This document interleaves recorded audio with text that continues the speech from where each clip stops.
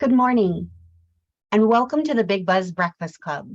We are so excited to have you with us this morning as we talk about whether or not your nonprofit is as secure as it needs to be. I'm Melissa Legowski, founder and CEO of Big Buzz Idea Group. We want to cover just a couple of housekeeping rules this morning. This session will be recorded and it will be shared out with all of you. And if you have any questions today, please do put them in the Q&A as we go along. We will be addressing them at the end of Laura's presentation today. And absolutely want to make sure you are getting the information you need as we go. And we are always interested in making sure that these sessions are as accessible and meaningful as possible.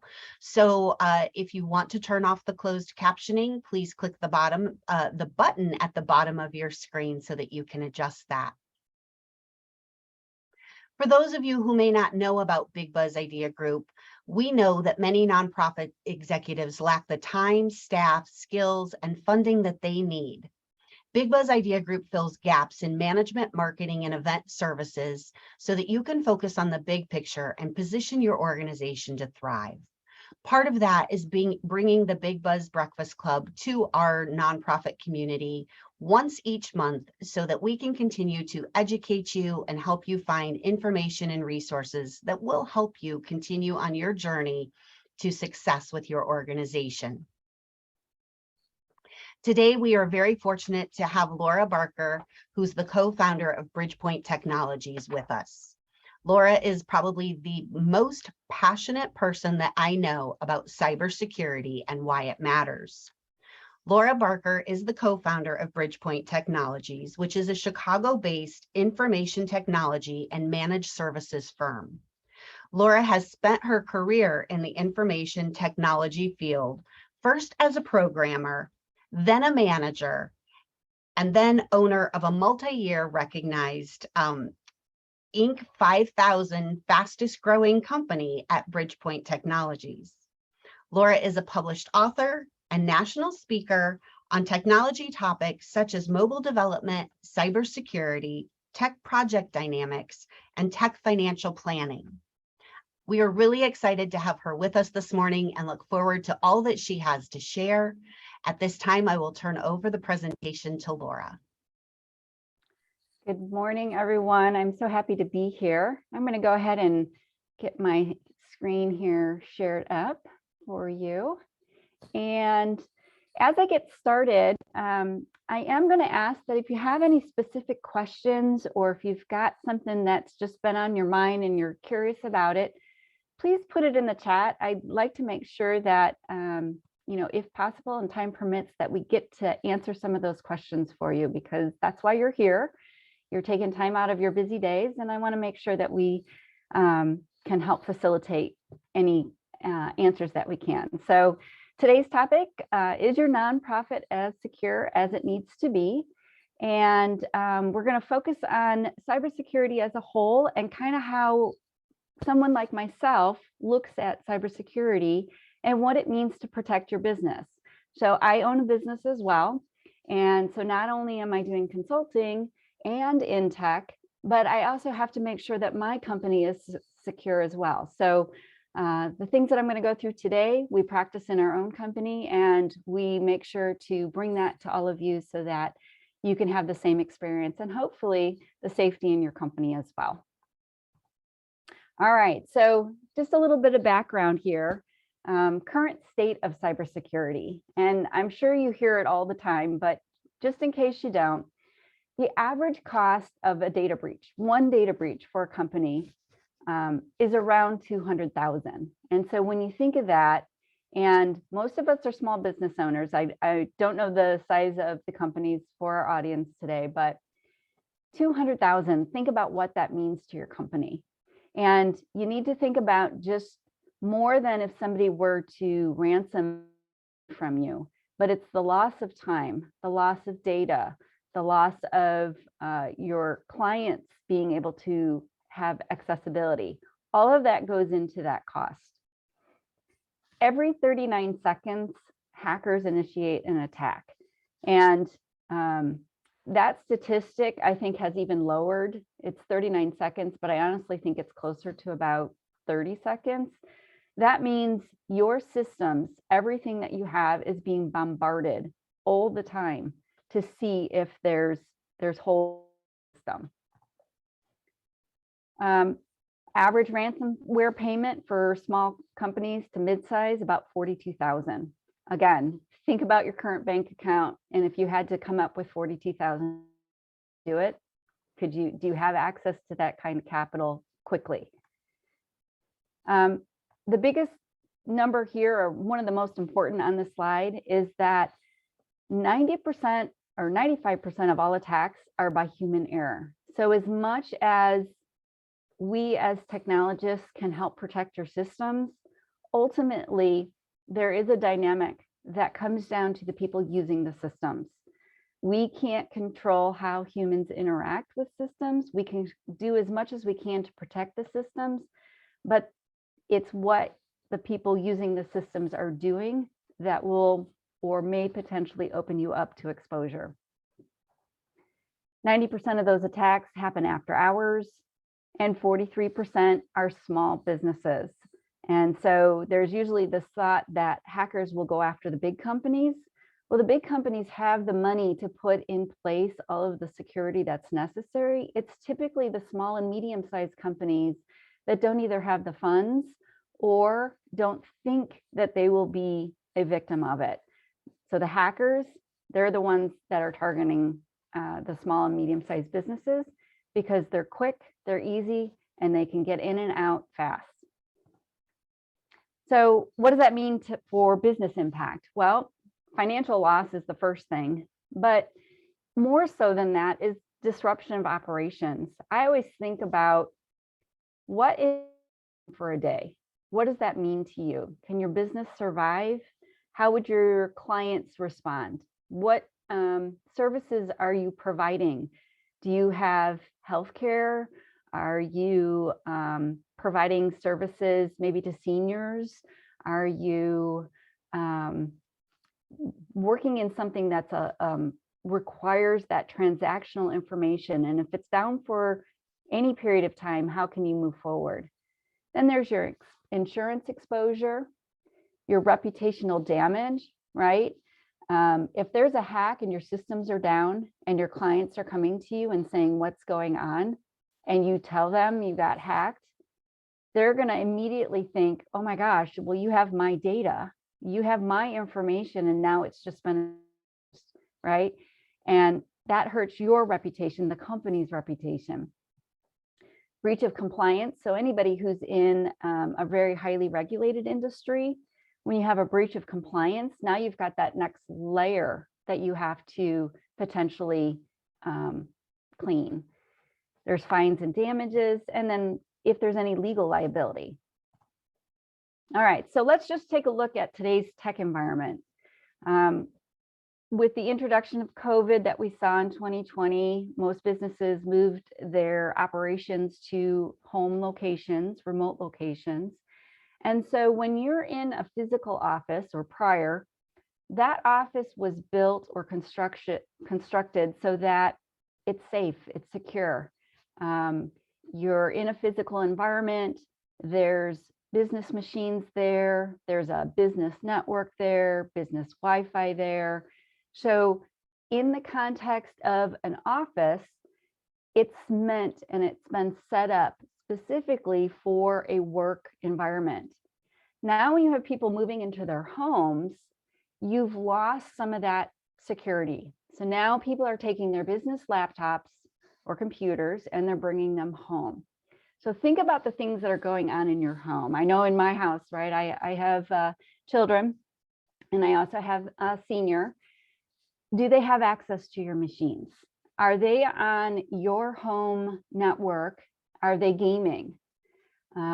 Is your Wi-Fi secured? Do you have passwords that haven't been updated? Is everything in your home patched? So the construction of what you have going on in your home environment now, you've just brought your work environment into that environment. And when you think about your personal stuff, right, you want your personal stuff protected. But when you introduce that work level on top of it, now you've just potentially created exposure. So we want to make sure that when we're thinking about cybersecurity, what does it really mean and what does it look like? So in my company, we look at security as a layered approach. So you want to make sure that we're putting in layers. And the first layer, the kind of the core and the most important layer is going to be your data layer. So everything that we do nowadays revolves around data. It doesn't matter what vertical you're in, it doesn't matter what industry, it's all about the data. Well, that data could be your data, your client's data, it could be your intellectual property data, and all of that gets stored in data repositories. And so that's the core piece that we want to make sure that nobody can get to. Well, layered around that then are your applications. So your applications, however you're getting your data, are what present the data to you. And those applications can be websites. So you could have your vendors who provide you web services and you log in there and you're doing your information. Or you can have internal file systems. So wherever you're storing all of your files and documents, those are all applications. But again, it's the data that those applications talk to that sits behind it. And each of these layers, we need to think about protection. So the hosts, I talked about websites. Where are these websites being hosted? So they could be all around the world. You could be a company that has your own servers. Maybe you have them in-house. Maybe you have them in a physical data center. Those hosts, how are they accessible? Your internal network.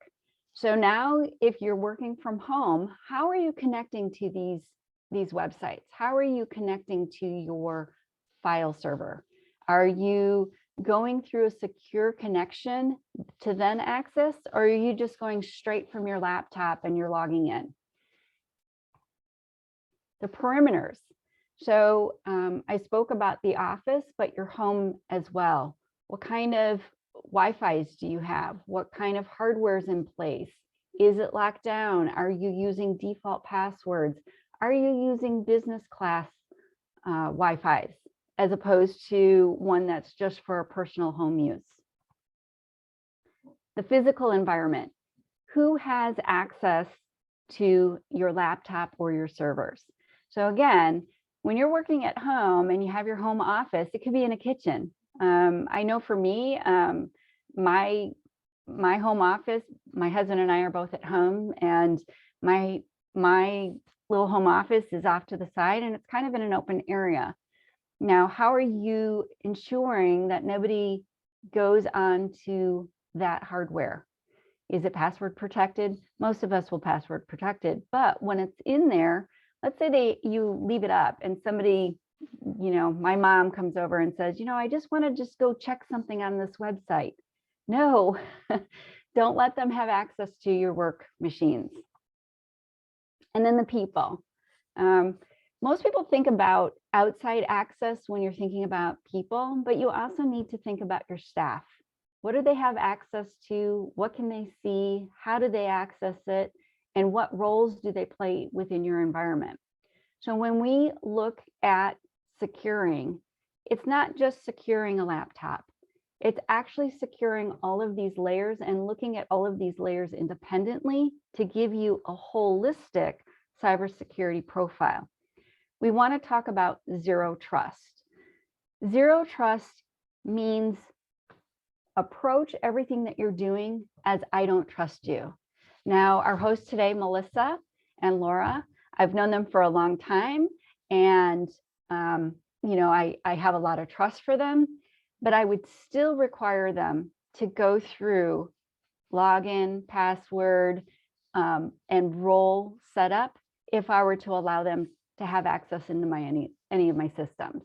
Doesn't mean that I don't trust them as a person. That's just human nature. We want to trust everyone.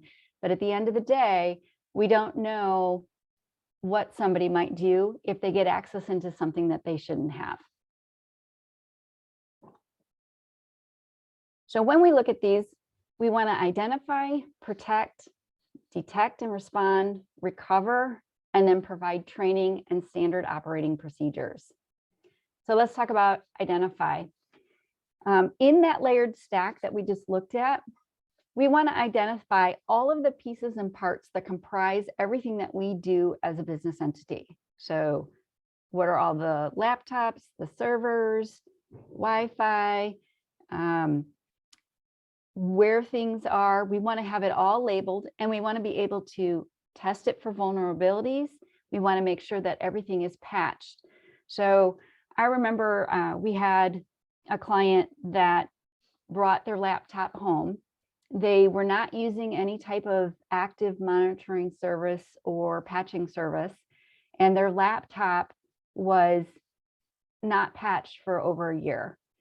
By not patching, they inadvertently exposed themselves to hacking situation. The reason why patching is so important is that technology is every day, and these hackers are sophisticated. That's all they do. They spend time trying to figure out ways into systems. And so think about all of the software that happens. So you have, if you're on Windows or Mac, the operating software, you have your internet browsers, you have the software for your software programs, and each of these, and I just named 3, right? I didn't go and name a whole bunch. Each of those get constantly updated because the environment's changing. Every day something changes. We want to make it stronger. We want to make it safer. There's new methodologies. There's new protocols in place. So that's why patching is so important, and it needs to happen routinely. Laura, I want to jump in for just a second. So Sure. you've mentioned patching twice, and I just want to make sure that that is a term that everybody in our audience understands. Can you talk about what that means to patch? Sure. So a simple way to think about it is everybody has a phone, and you will routinely see that there's updates on your phone, and those updates are patching, and that's about the simplest way to say it. So if anybody's on an iPhone will say there's new updates tonight, they'll be installed. What they're doing is they're actually patching. And so great question there, Melissa, making sure that everyone understands. And it's through everything. So your Windows operating system, if you use QuickBooks, it gets patched all the time. If you use, I'm just thinking of a few, any CRM systems, they get patched. So every system is getting patched constantly. And if you're not staying up to date on them, you're just opening back doors. Windows 2008 server, I still know companies who unfortunately are on this server because they have legacy systems that are running. Microsoft stopped supporting that, I think it was 3 or 4 years ago, and people are still running on it. There is no patching anymore because the system is so out of date. So it's very key and very critical to the health of your overall environment. And did that cover that, Melissa? I just want to make sure. Absolutely. Very helpful because update, right? Many of us hear updates, like you said, we know updates. Wasn't sure if people connected that that's a patch. So I appreciate the clarity. Yeah, at any time, please jump in. There's a lot to kind of get through to give you guys the good picture. So I know I'm kind of speeding through this, but please jump in if I go over something too quickly. So you need to think about your email security, the filters that are on your email. We're going to talk a little bit more about email in just a bit. Secure passwords, antivirus. So antivirus software is looking for viruses that live out in the internet, and that if your system comes in contact with it, the antivirus is there to stomp it out. It actually that's what it's for. And so you need to make sure all of this is running. And it seems like, I've seen a lot of places, and I've talked to a lot of folks where there's this false sense of security, right? The internet has evolved so quickly and there's so many things out there, and it just looks pretty, right? So there's this, oh, well, it looks great, it must be secure. No, don't take it at face value. There are so many things that just because they look pretty, they're not good. So detect and respond. When we look at systems, we put monitoring on all of the endpoints. So the endpoints are your laptops, your servers, and that monitor is constant. The monitoring is actually looking for things that are trying to get in, and it's advising us or bringing messages to us to say, hey, there might be a vulnerability, so that we can be proactive to either close the door, shut it down, or make sure that it's not something that we need to be concerned with. So if you don't have that monitoring on, I would highly suggest that you consider it going forward. Today's environment, where we are right now, we're still growing. The internet, technology, there's going to be a lot of evolution in, I would say, the next 5 to 10 years. And that evolution is going to introduce more and more new things into our environments. So you need that monitoring there. It's helping to stay abreast of what's changing in the environment that you're unaware of. And that's why we do what we do. My company, that's what our lifeblood is we're helping to do the things to help protect you so that you can focus on your company and do the great things that you do in service to others. And then recover. I know cybersecurity is always about the attack, or the thought is like how, people are attacking, but you also need to think beyond that to what happens if we get an attack? What happens if we are breached? What happens if our systems go down? You need to have backup and disaster recovery plans in, and you need to talk about, there's two terms. One is RPO, that's Recovery Point Objective. And what that means is if you go down and you have backups, when was your last backup? Are your backups daily? Are they hourly? How often are your backups? And if you go down, and let's say your backup is only daily, and if you go down and you had to slide back 24 hours, and because it's a point in time, and that's the data that you now have available, can you work with that?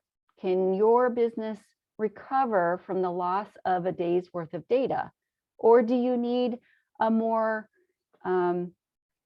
timely backup, meaning every hour I need to have my data backed up so that if we go down, the most I will lose is 1 hour's worth, right? So those are things you need to consider in your environment. The other item is RTO, which is the recovery time objective. So if you're down, what has to happen to get you back up and running? So it's not just that you went down, but what's the plan to stand your systems back up? So think of a full-scale outage. You go down. How are your backups set up? Where are they located? How are they accessible? And what does it take to actually turn them back on so you can start using them? Because if your system goes down, you might have a backup that's from an hour ago. That's great. But can you actually get to that backup and start using it within that hour? Or does it take you 2 days to get back up? So now you've lost 2 days plus an hour. So those are just some things to think through as you're thinking about your backup and recovery plan. And then training. So I put this up here, I'm going to point to it. This 95% of all attacks are by human error. So everything that I just talked about, all the layers, all of the patching, the antivirus, the monitoring, your backups, all of those, while those are all great, the one thing that I can't do is I can't protect against human error. And so this is where training, standard operating procedures are so key. We highly recommend training your staff. We recommend that you have a written information security policy. So just like you have everybody go through harassment training, and your handbook training. You should have them also go through your written information security policy. What does it look like? How are they supposed to access your systems? Do they shut down every night? How do they get into your building, or how do they log in? What's the password recovery? Is it every 30 days you have to reset a password? Those should all be in your written information security policy, and your staff should know it. Your incident response. So the incident response is your backup and recovery. What happens if there is an incident? What happens? So think about this. If everything goes down, who do you call? And where is that phone number stored? I hope it's not, I hope it's not on a system somewhere that you need to log into that just went down. You need to make sure that everybody knows where those names and numbers are so that you can contact the people that you need to get you help. Your passwords. I have a slide here. We're going to go through it next on passwords. I'm very, very passionate about passwords and multi-factor authentication. Most folks nowadays have a system that requires that you enter a PIN. So if you log into your bank and they say, hey, we're going to send you the PIN, it's going to come via text, that's multi-factor authentication. What it's doing is it's saying, not only do I want your login ID and password, I want to send you a code to make sure that you are you. Now, I will say this, while multi-factor authentication seems like that's awesome, that's going to help us, it's not 100% secure either. So it's another layer, and I highly recommend it. Where you can turn it on and use it, do it.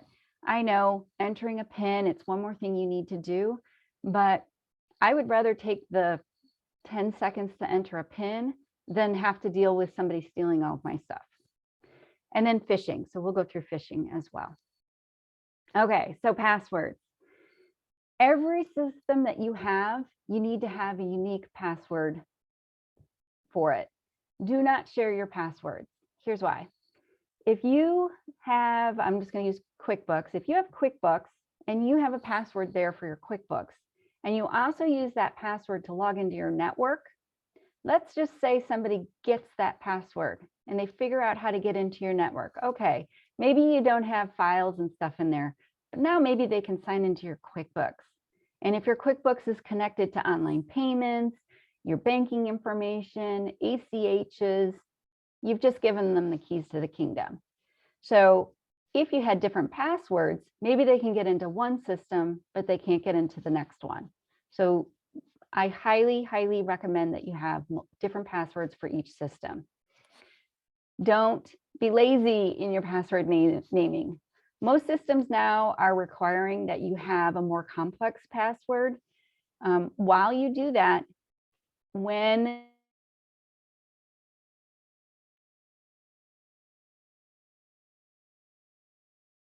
you get prompted to change that password, say Laura 3, don't do that. I can write a script and I can run that script and run through passwords.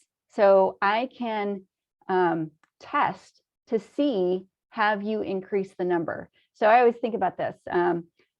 Hopefully everyone's seen Jurassic Park. And you know when the big dinosaur is testing the fence, they're going along and they're testing that fence. That's what password sniffing is doing. They're just testing until they find the weak spot or the point that they can get in, and then they're in. So make it complex, change it often, and don't be lazy and just increment them. If you're like, holy smokes, that's a lot of passwords, you're right. I can't tell you the number of systems that I have to log into, and everyone has a different password. And there's some mornings I'm thinking, oh my gosh, what is that password? Get a password manager. A couple examples, LastPass, Passportal, there's a whole bunch of them out there. They use a master skeleton key. In there, you can make very complex passwords. You can see here 24 to 32 character lengths. So you're making them very complex, very hard to get in there. And now it makes it easier for you to remember via the password manager all of these different passwords. And yes, these systems are very secure. Will I go out and say everything's 100%? No, because I'm a technologist, and you know, at the end of the day, there's very brilliant people out there and they spend their lifetimes trying to get in, but these systems are meant for exactly that purpose. And they are doing everything that I just mentioned in terms of layered security, so nothing happens to those password managers. I'm just going to pause. Is there any questions on any of that? Melissa, I think you're watching the queue. Laura, I do have a quick question. I think that many people that I know are on the Chrome platform, and, it does an automatic remembering of your passwords. Can you talk a little bit about the value or the importance of an additional layer with a LastPass or a passportal type of thing in Yes. addition to the auto remembering? I am so glad that you mentioned that. I'm just going to say to everyone right now, do not auto remember your passwords. Thank you, Melissa. And I'm sure there's probably a few folks going, what? I use that all the time. Okay. I don't recommend that for the very reason, if you ever leave your laptop open and your browser's open and signed in, right? Let's just say you're at home and your kids have friends over and they just want to get on the internet, and you've got these passwords remembered, and they just happen to go to a site that you have and the passwords remembered. I know a lot of people like to do their banking from their laptops, and this is personal or professional. And you go to the bank and you have your login ID and it remembers all of that. And so all you have to do is click go.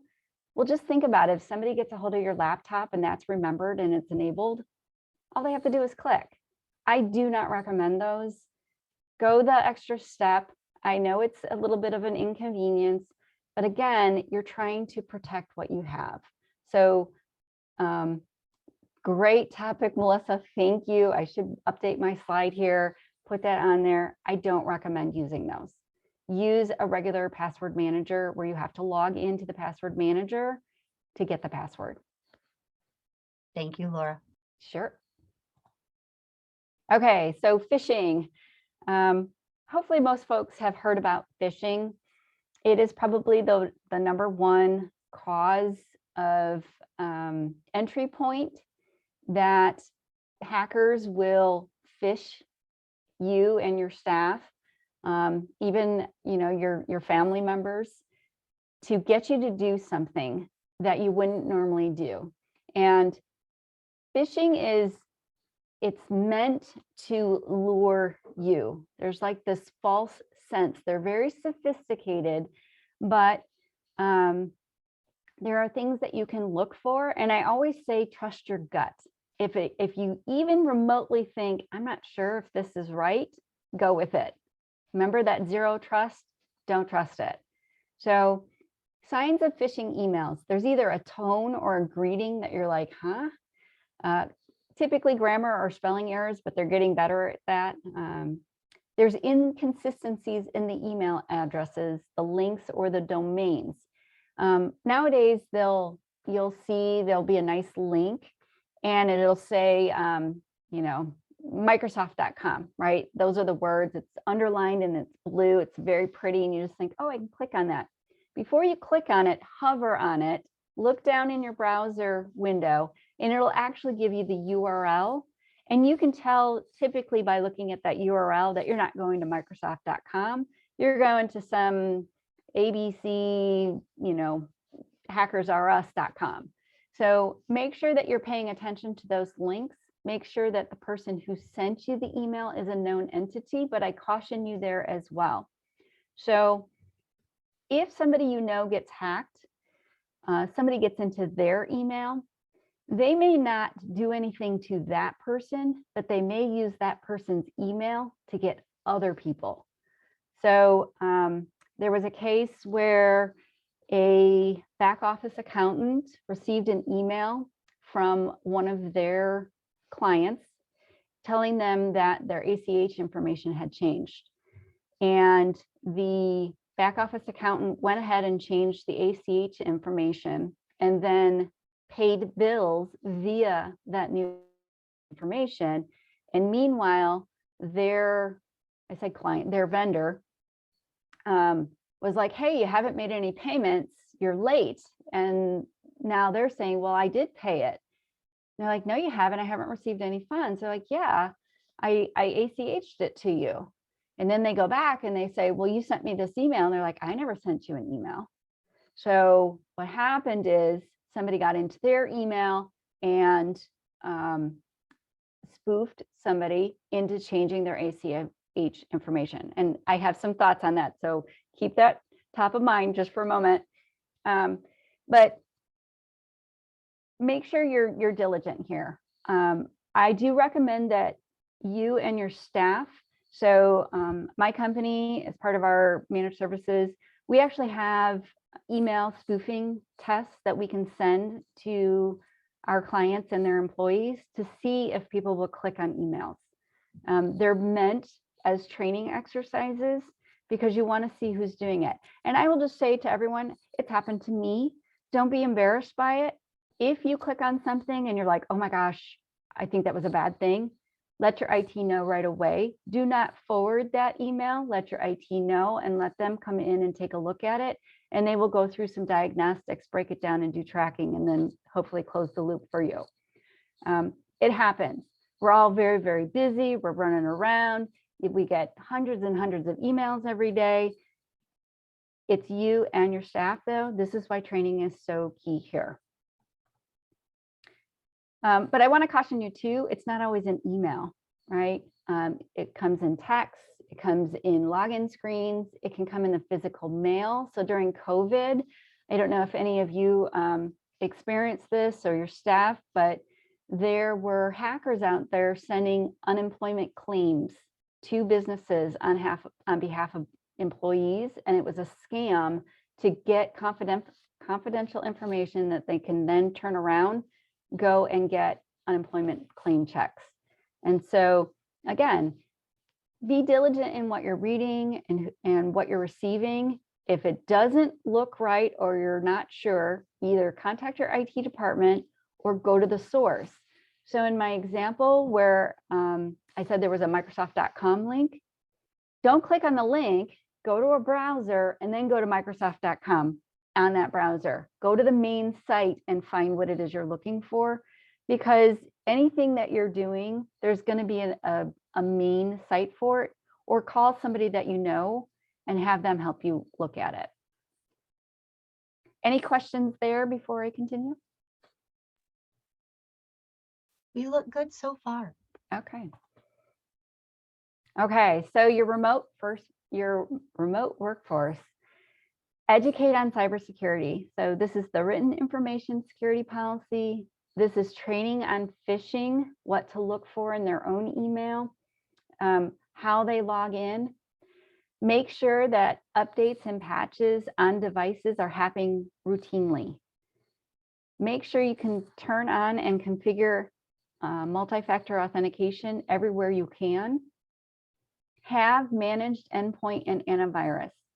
And so if any of this is like foreign and you're like, I have no idea what that means, this is where managed service providers can help you. This is what that is the service that they're providing.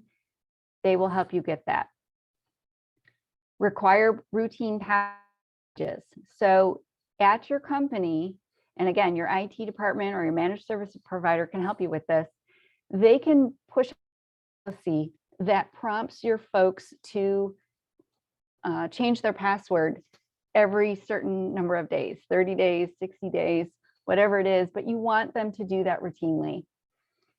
Consider upgrading firewalls or routers. So if the work from home is going to be more of a permanent thing, you may consider going a grade up and investing in it. Again, this is your company, this is your IP, it's your information, and now you've got employees at home. If they're using the basic home router and Wi-Fi's that they went and brought home and they just plugged it in, you may want to consider beefing that up. You also want to make sure that they're not using the default passwords. A lot of folks will set those up. It's got this crazy like 40-character key, and people just leave it and it's taped to the side of the box, right? You want to change that. You also want to make sure that you don't name it something like Laura's home Wi-Fi so that when folks are near your location, they see Laura's home Wi-Fi. You don't want to announce to the world who you are. Make sure that it's something hokey. The work device, make sure that they're only using it for work. They're not surfing the net, they're not playing games, they're not watching videos, they're not letting their kids use it, their parents, seniors, partners, whatever. Nobody gets on there but them. It should be no different than when they come into your office. Implement secure network communications. So what does that mean? Instead of just having somebody log in and start working on their laptop, right? So when you turn on your laptop in the morning, you might log into your laptop and then you start your day. What you want to do is log into your laptop with a password, and from there have a secure connection into your office workplace. So they are going to connect via secure, hopefully with MFA, with a login ID and password, different than their laptop. They're going to log into their office work products. So what happens is I'm physically sitting at my laptop, I've dialed into a secure network, and now I'm going out and I'm accessing the programs and applications that I need to do my job. That way, then they're not accessing those very sophisticated applications, private, confidential applications from their home network. What they're doing is they're dialing into the office, and then the office is dialing into those applications. So now you have a two-prong hop in there, and you're going to have much more security within that connected communication. And then last, your policies and procedures. Make sure that you have them, make sure that your staff understands them, that they've read them and signed off on them. You should have a work policy kind of stating everything that I've mentioned here so that folks understand that they can't just go out and do whatever they want on that work laptop. So your banking and ACH wires, again, this is, I gave you the example. You want to know who you're doing ACH communications with, and depending on how that relationship is set up, you can set up an extra PIN with them. So if you ever have to change a bank, I actually just got word my bank is merging with another bank, and we're going to have to switch into the new bank. And they've already notified me that all of the banking information, the ACH, is going to change. So now I have to go and notify all of my clients or vendors who we have those ACH relationships with and tell them to change the information.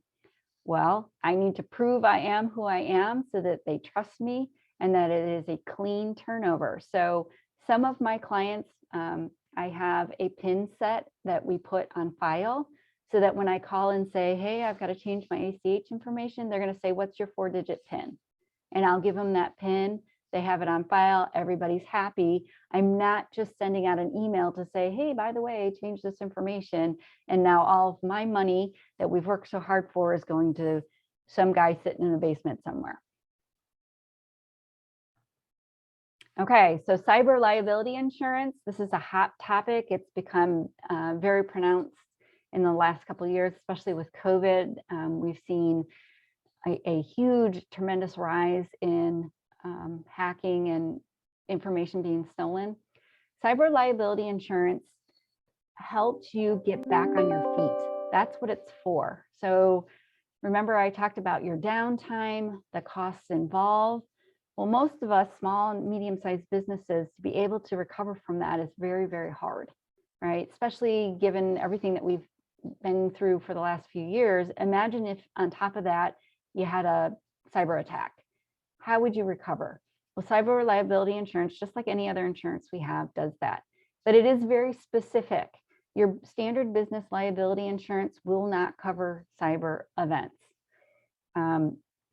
And when you go for cyber liability insurance, all the things that I've mentioned here, how your network's set up, where people are accessing, where your data is stored, how it's stored, do you have MFA, do you have a written information security policy? All of those are part of the application.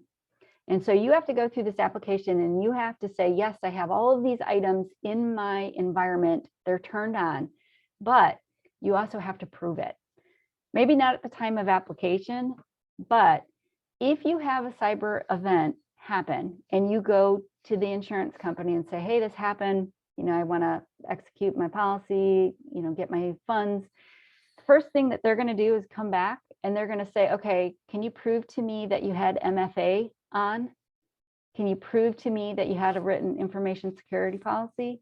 And if you can't produce the proof for those, you will not get paid out on your policy. It's in the very fine, stating it here.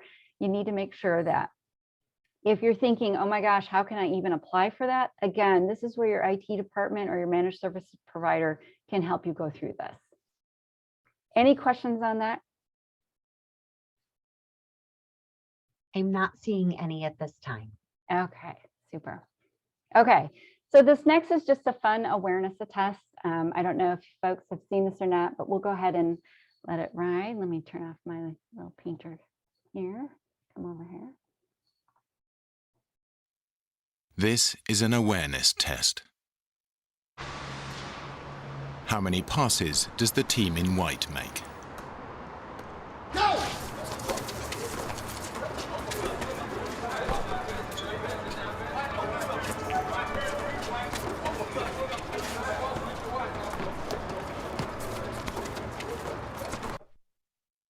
The answer is 13. But did you see the moonwalking bear?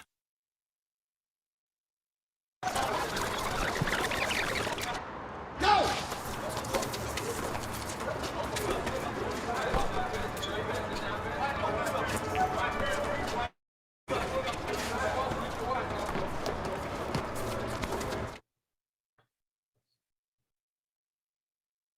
Okay, so honest out there, how many people actually saw the dancing bear? I'm just curious. Put it in the chat. Or nobody wants to admit.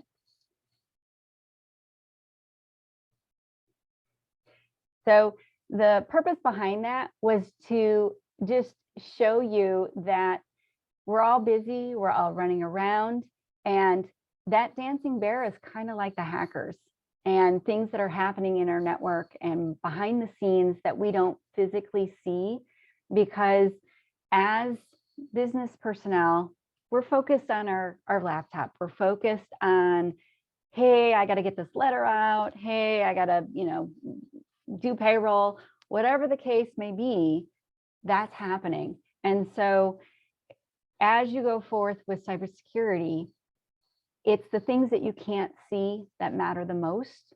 And that's why it's so very necessary to make sure you get in place the monitoring, the antivirus, the patching.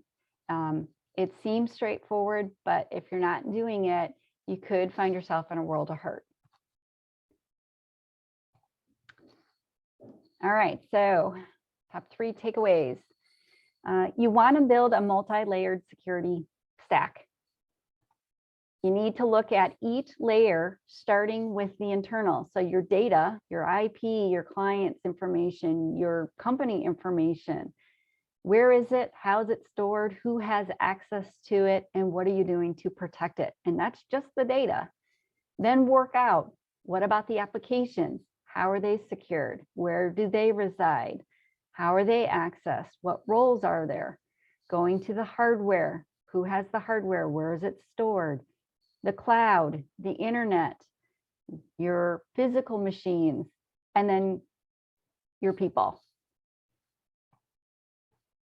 Making sure that you have policies and procedures in place and that they've been shared out and that there is ongoing training. Don't just do it once. Technology changes every 50 seconds. You need to make sure that you're doing it routinely. So in most of our companies, well, in the great state of Illinois, we got to have our harassment training every year. So, hey, what a great time to do cybersecurity presentations as well. Make sure that you're getting it done at least yearly, if not more. Oh, all right, preempted myself. Make sure that you're training everyone. All right, and with that, here is a link if anybody's interested. It's a cybersecurity checklist. You can go ahead, there's a little form you can fill out, and it'll give you a nice little checklist that you can go through and just kind of rate yourself and see how you do from within your company. And if you have any questions and have specifics and you're saying, oh my gosh, feel free to reach out to me. I'm happy to answer questions and help where I can. With that, any questions that I can tackle? We did have one come in, Laura. How is password manager accessed if one is locked out of their network on a PC? Is it an app on our phone, or do we need to set up an alternative procedure? So it is a website. You can log into it from your phone or from another machine. So if you get locked out of your own, it's external to your organization. So any web browser will get you in. So as long as you know your login information for that password manager, you'll be able to get in and then access from there. Excellent. And then I know a lot of nonprofits and there's so many software companies out there that are putting us on these subscription platforms. Is there anything that we need to really think about with those subscription platforms versus the desktop software that maybe we started with a while ago, and as everybody's going to that, ongoing subscription procedure, what do we need to be aware of or thinking about there for security? So again, it's where you're accessing information from. So if you're going to Starbucks, I hate to use the Starbucks example, but if you're going to Starbucks and you're signing into their Wi-Fi, that's public, it's wide open. And somebody sitting 10 feet from you can have a sniffer and they can see everything you're typing. So if you're there and you're doing it and you're not on a secure line to the Wi-Fi, you're exposing yourself. The systems or the vendors that you're using from a software perspective, you want to make sure that they're diligent in their policies. So they're going to have policies and procedures that they're going to be listing on their websites to say, we've done the work and we are honoring and doing what needs to protect you so that when you log in, you're safe in their environment. So the bigger houses are going to do that layered security approach as well.